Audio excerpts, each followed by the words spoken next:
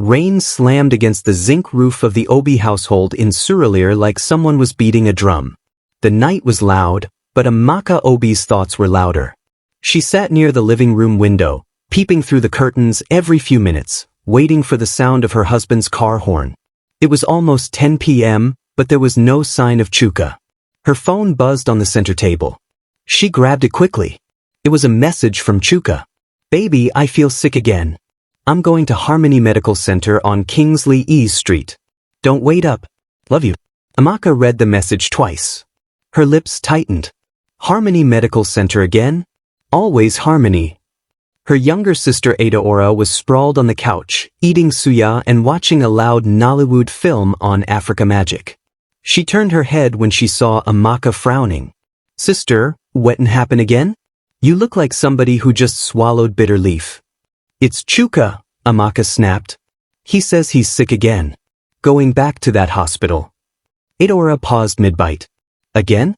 This is the third time this month. Which kind of sickness day catch man like mosquito bite? Sister, shine your eyes, oh, something no pure." Amaka sank into a chair. "Exactly. I think he's lying. Who begs to be admitted into a hospital in this country? Even millionaires fear hospital bills. But Chuka?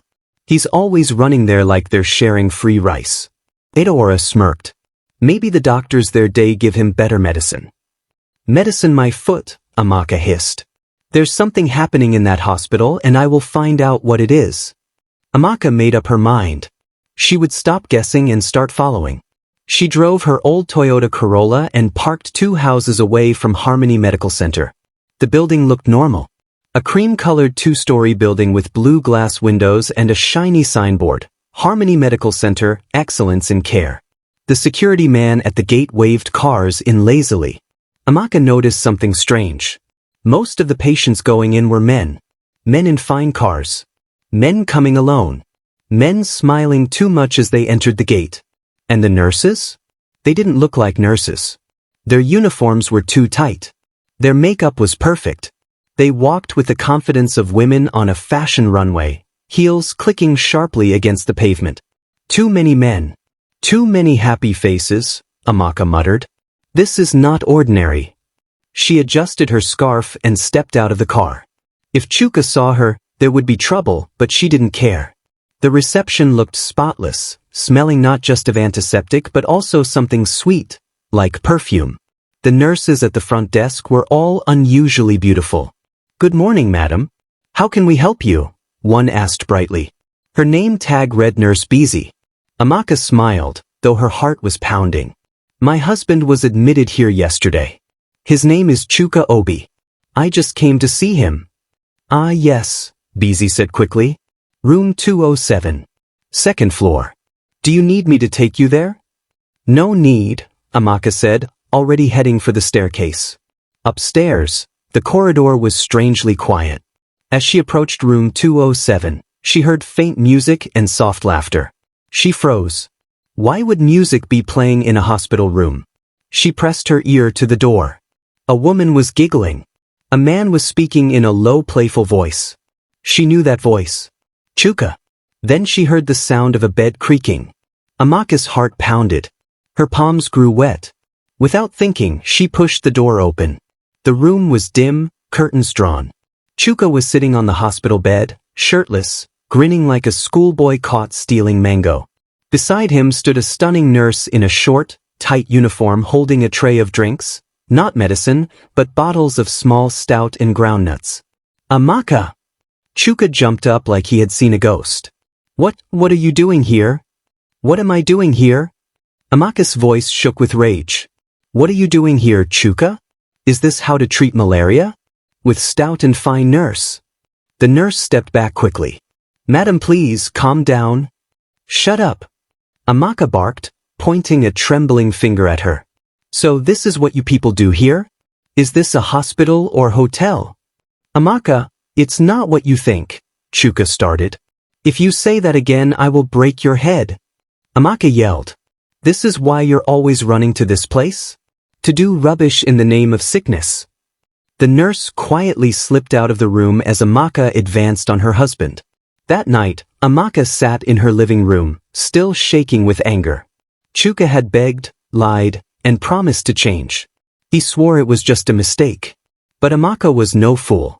She knew what she saw, and she knew it was not only her husband. Harmony Medical Center is not just a hospital, she told Ada Ora, her voice firm. It's a brothel pretending to be a hospital. Those nurses are running a big business. Men go there, pretend to be sick and pay for something else. Ada Ora gasped. If this thing you're saying is true, nah, big scandal. But what will you do? Amaka's eyes blazed. I will expose them. All of them. I will make sure the government hears about this. The next morning, Amaka returned to Harmony Medical Center pretending to be sick. She told Nurse Beezy she was dizzy. The nurse smiled and admitted her immediately without any test. In her room, Amaka watched carefully. She saw the nurses chatting too freely with male patients. She saw drinks and snacks being carried into rooms at night. She heard heels clicking on the tiles long after visiting hours. She even caught a glimpse of two men arriving in the night with envelopes bulging with cash. One evening, she overheard two nurses talking outside her door. Chief Adewale is coming tomorrow night, one whispered. Make sure his room has cold Hennessy. And tell Nurse Funk to handle him, the other replied. He no day gree for any other person. Amaka's heart beat fast. She knew she now had proof, but how would she gather enough to bring the place down? Amaka woke up in her hospital bed with a stiff neck. She had not really come to treat any sickness, but lying on the hard mattress all night made her feel like a real patient. She sat up slowly, listening. The corridor was quiet. Too quiet. She checked her phone. 6:20 a.m. She had barely slept 3 hours. Most of the night she had been awake, straining her ears. She heard heels tapping against tiles, soft laughter from rooms that should have been silent, and doors opening and closing long after visiting hours. This place is rotten, she thought. But I need proof. Solid proof. After breakfast, watery pap and 2 slices of bread, Nurse Beezy came to check on her. Good morning, madam. How are you feeling now? Amaka forced a weak smile. I'm still dizzy, but I'll be fine. Don't worry, you are in good hands here. We will take care of you. Amaka looked straight into Beezy's eyes. I'm sure you take very good care of people here. Beezy blinked quickly, as if wondering what that meant. Then she smiled and left. As soon as the nurse closed the door, Amaka picked up her small handbag and removed a tiny black phone. It was an old model Nokia with voice recording. She had borrowed it from her neighbor Mama Ibeji, who sold phone accessories. The woman thought Amaka wanted to use it to record a church sermon. This is how I will catch them, Amaka thought, hiding the phone under her pillow. They will confess by themselves. That afternoon, while pretending to nap, Amaka overheard voices outside her door. 2 nurses were talking, unaware that someone was listening. Did you see the way Dr. Kelvin smiled last night? That man is chopping money from these big men, one nurse said. The other laughed. Nawi sef de chop. If not for this hospital work, you think I fit C1 senator for my life? Amaka's heart pounded. She pressed record on the Nokia phone without moving her head. Tonight goes sweet oh, the first nurse continued. Chief Adewale is coming. Make sure you wear that red uniform. You know he likes it. They both giggled and walked away. Amaka exhaled slowly. Very good. But this is only talk. I need more than words. By evening, Amaka told Nurse Beezy that she wanted to stretch her legs. I'm bored inside this room. Can I walk around small? Beezy smiled. No problem, madam. Just don't go downstairs without telling us. Amaka nodded, hiding her real plan. She wandered along the corridor until she found a small staircase leading to the back of the hospital.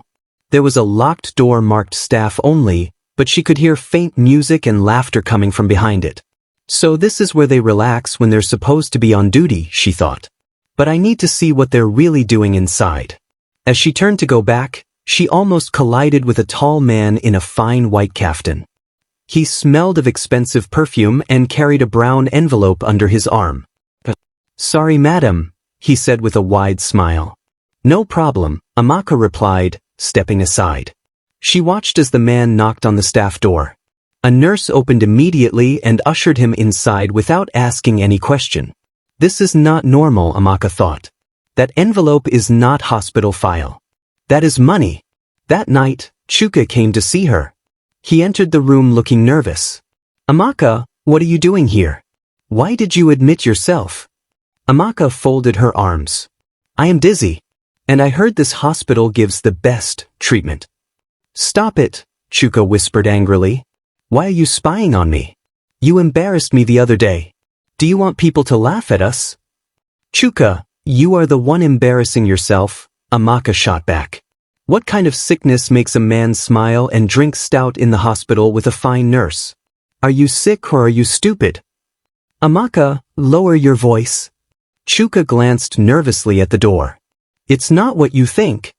If you say that again, I will scream this building down. Amaka cut him off. Keep lying. I will soon have evidence. Then you will see. Chuka's face went pale. Amaka, please, don't cause trouble. You don't understand how things work here. Oh, I understand perfectly, Amaka replied coldly. And very soon, everybody will understand too. Later that night, Amaka pretended to be asleep as footsteps echoed in the corridor. Men came and went, knocking on specific doors. She heard laughter, whispered voices, even the pop of a drink bottle opening. Around midnight, she saw light seeping under her door. Someone was outside. She held her breath. Then she heard two male voices. Who is in this room? One asked. Just one woman patient, the other replied. Don't disturb her. She came in yesterday. The voices faded away. Amaka waited until the corridor was silent again. Then she crept to the door and opened it slightly. Down the hall, she saw Nurse Funk leading a man in Igbata into a room. The man carried another envelope. Amaka raised her phone and snapped a quick photo, praying the sound would not alert anyone. The next morning, a stern-looking doctor entered Amaka's room. His name tag read Dr. Kelvin. Good morning, madam, he said calmly. How are you feeling today? I'm fine, doctor. Just a little dizzy. Good. We will discharge you by tomorrow. But I must advise you, don't walk around too much.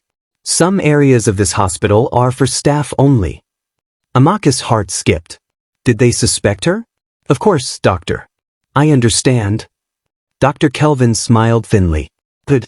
Harmony Medical Center takes patient privacy very seriously. I hope you will respect that. When he left, Amaka sat frozen. This man knows something. Maybe they are watching me. Before leaving the hospital, Amaka used every chance to gather proof. She recorded whispers between nurses, took pictures of late-night visitors, and even wrote down names she overheard.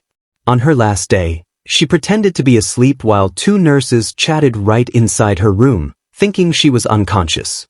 Have you settled that police officer who came last week? One asked. Yes, nah, the other replied. We gave him envelope. He won't disturb us again. As long as we keep paying, nobody will close this hospital. Amaka nearly gasped, but she kept her eyes shut until they left. Then she pressed save on her recorder. When Amaka returned home, she told Ada Ora everything. Sister, this is serious. Oh. Ora said, eyes wide. So the police are even collecting money from them? How will you fight this? Amaka clenched her fists. I don't care who is involved. I will take this to people higher than the police. I will go to the press. I will go to the Ministry of Health if I have to. This evil must stop. Adora looked worried. But what about Chuka? You know he will fight you if you expose this place. Amaka's voice was cold. Let him fight me. He will thank me later. This thing is bigger than him. 2 days later, Amaka received a strange call. The voice was deep and calm. Madame Amaka Obi? Yes. Who is this? Be careful. Stop asking questions about Harmony Medical Center. If you love your husband, stay away. The line went dead. Amaka's hands shook as she dropped the phone. But instead of fear, anger burned hotter inside her. So they are threatening me now? That means I'm getting close. Amaka spent the next week organizing her evidence. She copied the recordings onto 3 different memory cards and hid them in separate places. She printed the photos she took in the hospital. She even wrote down every conversation word for word. She contacted an old friend, Kunnel, who worked as a reporter for an online news platform. "Kunnel, I have a big story," she said. "A hospital that is not really a hospital. Are you ready to shake Lagos?" Kunnel whistled. "Amaka, this sounds dangerous. But if you have proof, I will publish it." "I have more than proof," Amaka said with a bitter smile. "I have fire. And I'm ready to burn their lies to the ground." Amaka sat in her small sitting room with the curtains drawn, her table covered with papers, memory cards, and photos. The evening sun filtered weakly through the window, but her heart was on fire. The evidence she had gathered was enough to destroy Harmony Medical Center. Adaora entered from the kitchen with a plate of jollof rice. "Sister, you never chop since morning. At least eat small. If you faint, who will fight this battle?" "I'm not hungry," Amaka muttered, flipping through her notes. "I have to make sure everything is in order before I meet Kunnel." Adaora set the plate down and sat opposite her. "Are you sure this journalist can be trusted? What if he sells you out?" Amaka paused. Kunnel was an old friend from university days, a man who loved trouble almost as much as he loved news. "I trust Kunnel. He's fearless. And he hates corruption. He will publish this." They met that night at a quiet bar in Yaba. Kunnel arrived wearing a faded Arsenal jersey and carrying his ever-present laptop bag. "Amaka Obi," he greeted, giving her a hug. "It's been years. When you said you had a big story, I thought maybe you caught a politician stealing goat meat. But this," he whistled. "A whole hospital running like a brothel? Are you serious?" Amaka spread her files on the table. "Read for yourself." Kunnel scanned the photos and listened to a few voice recordings. His eyes widened. "But this one na real wala. You even have proof that they bribe police. This. And the nurses openly talk about servicing big men. I even saw envelopes of cash being carried inside at night." Kunnel leaned back, rubbing his chin. "If I publish this, it will explode. But are you ready for the heat? These people are powerful. They have money and friends in high places." Amaka's voice was firm. "Kunnel, I don't care. They are destroying families. They are corrupting everything. I will not keep quiet." Kunnel nodded slowly. "Give me 2 days. I'll put this together and release it on our site. But Amaka, be careful. After this story drops, your life won't be the same." 2 days later, the headlines spread across phones and laptops all over Lagos. Exposed, Harmony Medical Center runs secret brothel for rich clients, nurses caught in shocking scandal. The article had photos of envelopes, snippets of recordings, and Amaka's detailed eyewitness account, her name hidden, but those inside the hospital knew exactly who had done it. By afternoon, social media was on fire. "Nawa, hospital way we day respect. So that's why men like going there. Shut that place down." Harmony Medical Center released a quick statement denying everything. "These allegations are false and malicious. We provide only quality healthcare." But the damage was done. Television stations picked up the story. Reporters crowded around the hospital gate. That evening, Amaka was driving home when a black SUV blocked her road. 2 men in dark glasses stepped out. "Madam Amaka?" one asked. Amaka gripped her steering wheel. "Yes. Leave Harmony Medical Center alone. This is your last warning." Before she could reply, the second man smashed her side mirror with his fist. "Next time it will be your head." They entered their SUV and drove off, leaving her trembling. At home, Chuka was waiting. His face was red with anger. "Amaka, are you mad? Do you know what you have done?" Amaka dropped her bag calmly. "I exposed criminals. You should thank me." "Thank you? You have destroyed me." Chuka shouted. "Do you know how many friends I have at that hospital? Do you know how many men are angry because of you? You are embarrassing us." Adaora stepped in. "Brother Chuka, calm down. Sister is fighting for justice." "Justice?" Chuka barked. "You women don't understand anything. The hospital is special. You have ruined everything."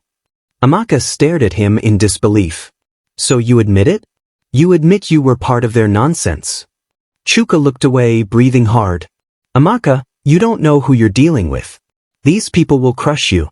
I can't protect you. I don't need your protection, Amaka replied coldly. You should be ashamed.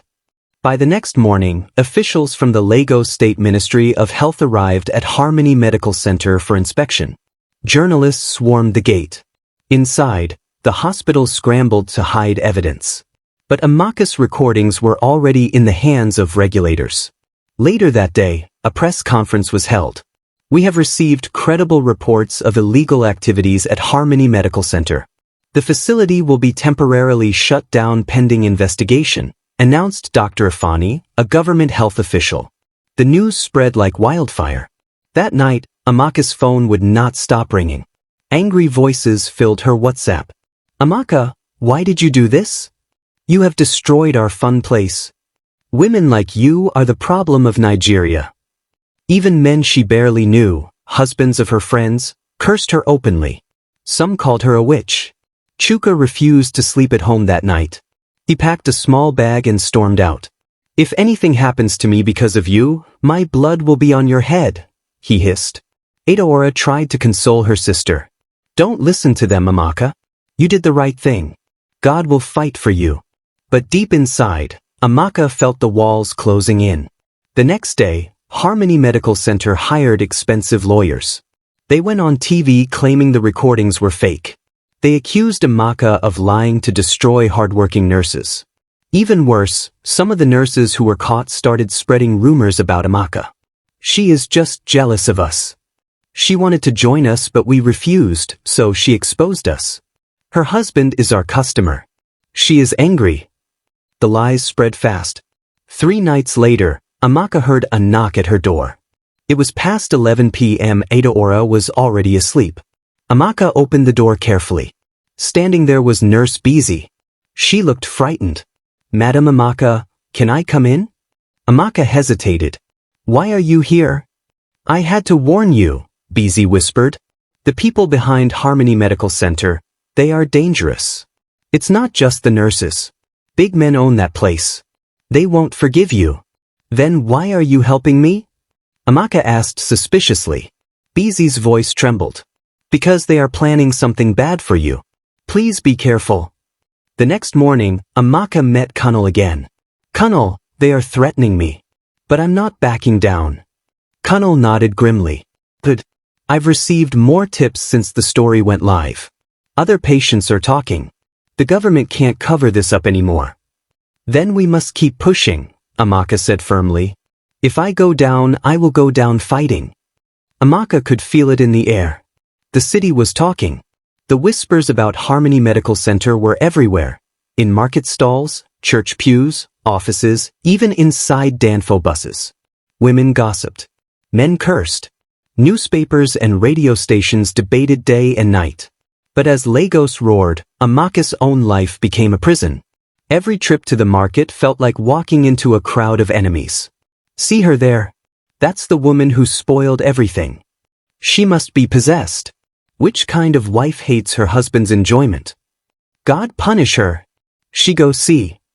Even women glared at her. Many of them had no idea what Harmony Medical Center really was. They only knew that their husbands were now restless, angry and muttering about that stupid woman who ruined everything. One afternoon, Amaka received an official letter. It was from the police. Mrs. Amaka Obi, you are requested to report to Zone 2 headquarters regarding allegations of false accusation and defamation against Harmony Medical Center. Amaka crumpled the letter with shaking hands. Laura, they want to arrest me now. Adaora rushed into the sitting room. This is intimidation, sister. They want to scare you to drop the case. Amaka sat down heavily. But I have evidence. How can they call it defamation? They are just using power, Adaora said bitterly. You know how Nigeria works. Rich men no day lose fight easily. The next day, Amaka arrived at Zone 2 headquarters in Onikan with Kunal beside her. A stern police officer met them. Madam Obi? Yes. Follow me. Inside the office, another officer sat behind a large desk. His voice was cold. Mrs. Obi, you have been making serious allegations against a respected medical center. Are you aware you could go to prison for spreading lies? They are not lies, Amaka said firmly. I have recordings, pictures, witnesses. The officer leaned back and smirked. Do you also have permission to spy on a private hospital? Do you have court order to record people? Madam, I advise you to withdraw your statements before you get into trouble. Kunnel spoke up. Officer, you can't intimidate her. She is a whistleblower. The law protects her. The officer slammed his fist on the table. Young man, mind yourself.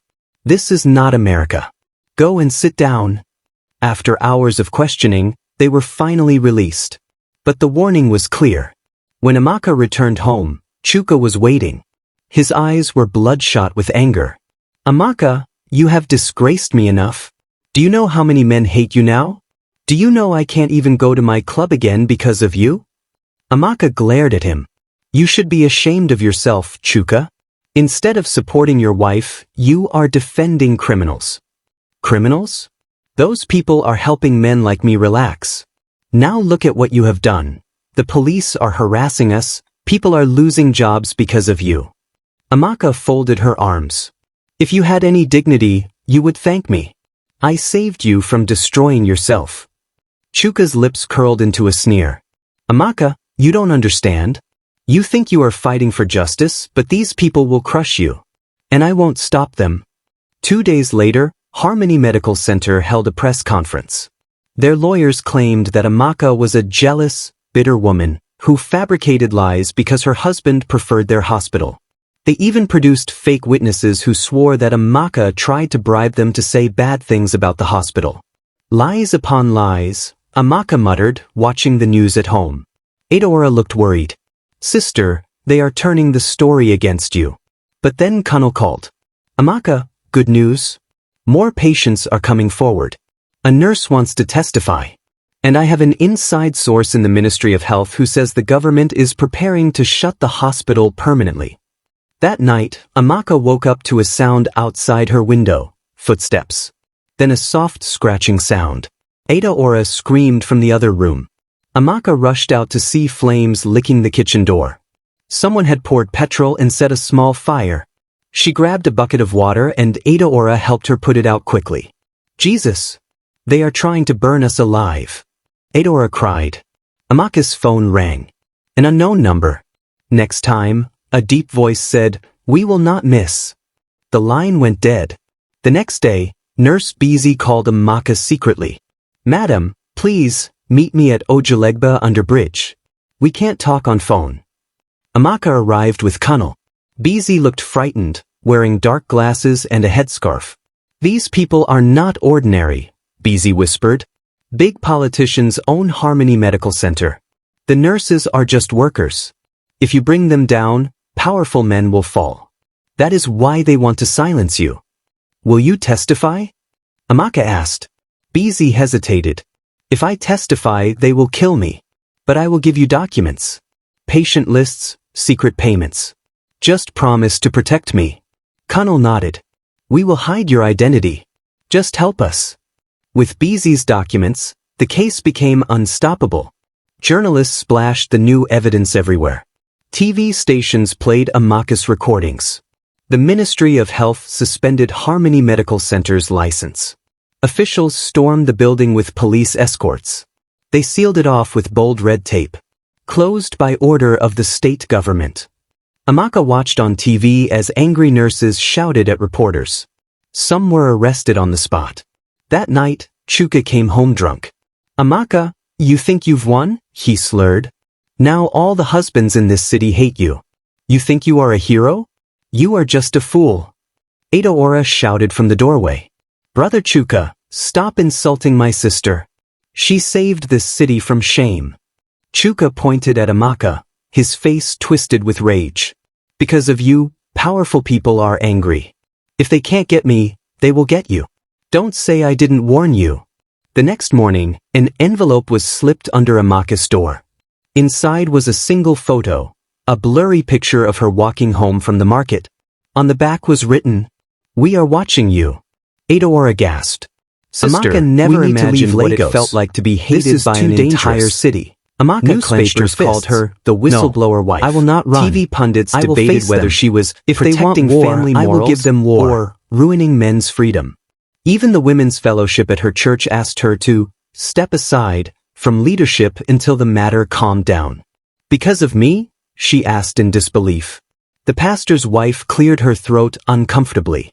Sister Amaka, you are bringing too much controversy to the church. It is better you lie low. As Amaka left, Adaora fumed. They are supposed to pray for you, not push you away. Kunnel remained calm. It means we're shaking the right tables. Don't stop now. 3 days later, a black SUV stopped outside Amaka's house. A woman in an elegant lace dress stepped out with 2 bodyguards. Are you Mrs. Amaka Obi? The woman asked politely. Yes, Amaka said cautiously. My name is Mrs. Ebier Adebayo. My husband was one of their victims. She lowered her voice. Those nurses, they lured him with their filth. He emptied our account. I wanted to fight them, but they threatened my children. When I saw your courage, I knew I had to help. She handed Amaka a sealed brown envelope. Inside were photocopies of checks and bank transfers made to Harmony Medical Center, all signed by top politicians and businessmen. With this, Mrs. Adebayo whispered, you can bring them down completely. But be careful. These men are dangerous. That night, the danger became real. Amaka and Adaora were in the sitting room watching the 9 p.m. news when they heard a loud bang on the gate. Then another. Before they could react, masked men jumped over the fence, wielding sticks and machetes. Jesus! Adaora screamed. Amaka grabbed her phone to call Kunnel, but one of the men smashed through the front door. Where is she? He shouted. Where is that useless woman? Adaora tried to run but was pushed to the floor. Amaka stood frozen as 2 men dragged her by the arm. Suddenly, bright headlights flooded the compound. Sirens wailed. A police van screeched to a halt outside. The attackers scrambled, vaulting over the fence and disappearing into the darkness. The officers jumped out. Madam, are you okay? Amaka could barely speak. They tried to kill me. Kunnel appeared seconds later, panted. I told you they would try this. Thank God I arranged police patrol. The next morning, Kunnel called a press conference at Ikeja. Amaka stood beside him, holding Mrs. Adebayo's documents. Journalists swarmed, cameras flashing. Kunnel spoke into the microphone. Ladies and gentlemen, today we reveal the true owners of Harmony Medical Center. Behind the nurses and the so-called doctors are some of the most powerful men in this country. We have bank records, witness statements, and patient lists showing how this hospital was secretly run as a brothel to service rich clients and corrupt politicians. Amaka stepped forward, her voice steady. I did not expose Harmony because I hate men. I exposed them because our society is sick. Husbands were betraying wives, politicians were using public funds to pay for immoral pleasures, and criminals were using sickness as an excuse to destroy families. This must stop. The hall exploded with noise as reporters shouted questions. By evening, the state government announced the creation of a special task force. Armed police arrested Harmony's chief administrator, Mrs. Udoka Nwankwo, and several nurses. A warrant was issued for 2 politicians caught on the payment records. TV stations showed dramatic images of officials carrying files and computers out of the hospital.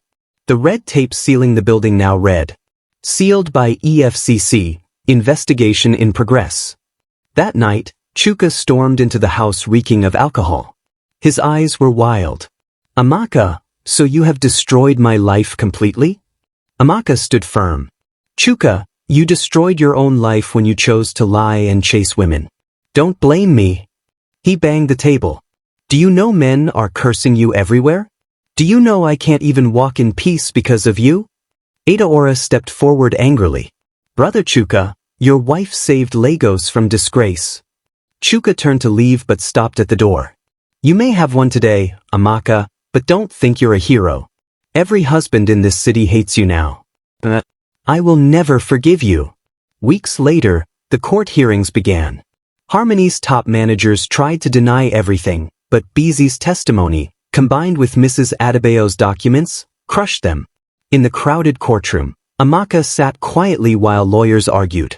When the judge pronounced the hospital guilty of illegal operations, tax evasion, and human trafficking, the room erupted in applause. The judge ordered the hospital permanently shut down and its assets seized. Several high-profile clients were named in open court. The scandal shook Lagos to its core. But victory came at a price. In markets, men muttered insults when Amaka passed. "Nah, this woman spoil everywhere. Because of her, my wife they monitor me like EFCC now. She go die for nothing." Even some women turned cold. "Why you no just leave men to enjoy themselves?" they asked bitterly. Amaka's marriage collapsed completely. Chuka packed his things and left without a word. Kunal tried to comfort her. "You did the right thing. History will remember you." Amaka smiled faintly. But society will not. One Sunday afternoon, Amaka sat alone on a bench outside her quiet house. Adora brought her a cup of zobo. "Sister, would you do it again if you knew the cost?" Adora asked softly. Amaka looked at the sky. "Yes. Because wrong is wrong, even when the whole world claps for it. Maybe they hate me now, but someday they will understand." Her phone buzzed. It was Nurse Beezy. "Madam, you are a brave woman. Because of you, I left that life. I started a small clinic in Suralere. Real work. Honest work. God bless you." Amaka's eyes filled with tears. For the first time in weeks, she felt peace. As evening fell, she whispered to herself, "I may have lost my husband, but I saved my soul." And somewhere in Lagos, behind closed doors, powerful men still cursed her name. But Harmony Medical Center was gone forever, and Amaka Obi, the woman they tried to silence, had written her name in history.